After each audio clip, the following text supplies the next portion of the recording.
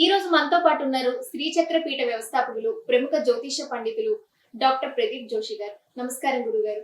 శ్రీమాత్రే నమః. గురుగారు, ఒక మనిషికి శత్రు బాధలు ఉంటే ఆ మనిషి అంటే ఎక్కడికి వెళ్ళినా వాళ్ళకి పరిష్కారం దొరకదు. ఇంకా రుణ బాధలని, ఆరోగ్య బాధలని ఇలా చాలా ఉంటూ ఉంటాయి.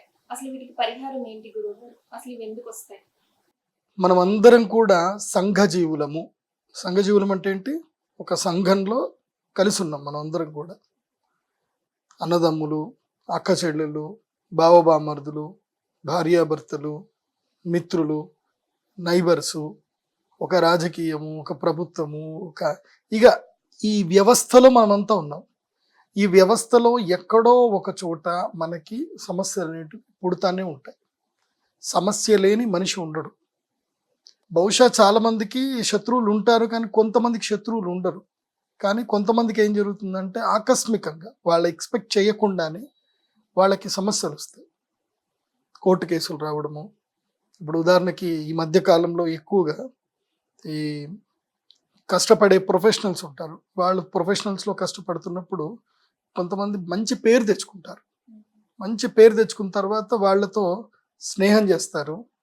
వాళ్ళ దగ్గర డబ్బు ఉన్నంతసేపు వాళ్ళతో స్నేహం చేస్తారు. వాళ్ళ దగ్గర డబ్బు ఇవ్వనప్పుడు, వాళ్ళకి వీళ్ళు ఎంటర్టైన్ చేయనప్పుడు ఇంకా వాళ్ళని బెదిరేయడం స్టార్ట్ చేస్తారు. సో నీ మీద కేసులు పెడతాను, నువ్వు చేస్తాను, నువ్వు బెదిరిస్తారు. ఇట్లా ఒక రకంగా కాదు.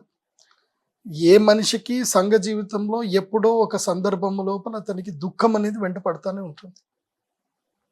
అలాంటి దుఃఖంలో మనిషి ఏమంటే గనక ఒక్కొక్క సందర్భంలో అంటే స్ట్రాంగ్ పర్సనాలిటీ లైక్ మీ, స్ట్రాంగ్ పర్సనాలిటీస్ ఏం చేస్తారంటే ఆ వచ్చిన సమస్యల్ని ఆపర్చునిటీగా మార్చుకొని జీవితంలో ఎదుగుతారు, కృంగిపోరు. ఎప్పుడైనా ఒకటి గుర్తుపెట్టుకోండి, మీ జీవితంలో ఏదైనా సమస్య వచ్చింది అని అంటే మీకు నేచర్ ఏం చేస్తుంది అని అంటే ఒక ఎగ్జామ్ పెడుతుంది అని అర్థం. నీ స్ట్రెంగ్త్ ఏంది తెలుసుకో. నువ్వు కింద పడిపోతావా లేకపోతే ఈ సమస్యని ఆపర్చునిటీగా మార్చుకొని ఎదుగుతావా అనేది తెలుసుకో అని చెప్పి నేచర్ నీకు చెప్తుంది.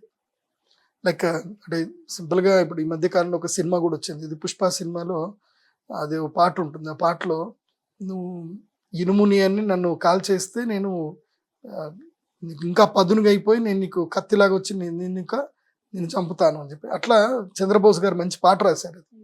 సో అట్లా మనం మనిషిగా మనకి ఏదైనా సమస్య వస్తే ఆ సమస్యకి భయపడి మనము కాంప్రమైజ్ అవ్వకూడదు. లైఫ్లో ఎదురెళ్ళి పోరాడాలి, భయపడకూడదు. మనల్ని బ్లాక్మెయిల్ చేస్తే నీ పేరు చెడగొడతాను, నేను అది చేస్తాను అని అంటే దేనికి భయపడకూడదు.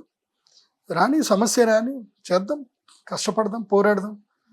కొంతమందికి కోర్టుకు వెళ్ళే పరిస్థితి వస్తుంది, నేను పోలీస్ స్టేషన్కి వెళ్ళే పరిస్థితి వస్తుంది అంటే అక్కడికి వెళ్ళొద్దు అని చాలా అనుకుంటారు. జీవితంలో ఆ టైం వచ్చింది అనుకో, అక్కడికి నువ్వు వెళ్ళాల్సిందే.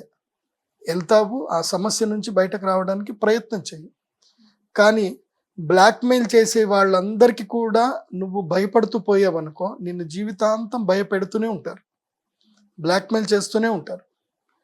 నువ్వు భయపడ్డం స్టార్ట్ చేస్తే భయపెడుతూనే ఉంటారు. నువ్వు భయపడ్డం మానేస్తే వాళ్ళు భయపడ్డం స్టార్ట్ అవుతుంది. సో మొట్టమొదటిగా ఏంటంటే నువ్వు ఏ లోయర్ పరిస్థితుల్లో ఉన్నా నువ్వు తప్పు చేయనంతసేపు, నీ జీవితంలో నువ్వు తప్పు చేయనంతసేపు నువ్వు ఎవరికి భయపడకూడదు. అదొకటి గుర్తుపెట్టుకో. కానీ ఈ ప్రయాణంలో, ఈ సమస్యని సాల్వ్ చేసుకునే ప్రయాణంలో చాలామందికి దైవీయ శక్తి కూడా కావాల్సి వస్తుంది. ఎంత మానవీయ శక్తితో మనం వెళుతున్నా అది మనకి సరిపోదు, దైవీయ శక్తి కావాలి. ఎందుకోసం అంటే ఆ కాన్ఫిడెన్స్ లెవెల్స్ మనకి ఎందుకోసం అంటే గొప్ప గొప్ప వాళ్ళకు కూడా కింద పడిపోయే పరిస్థితి వస్తుంది. ఆ పరిస్థితుల్లో వాళ్ళకి దైవము తప్ప వేరెవరు కూడా సహకారం చేయరు.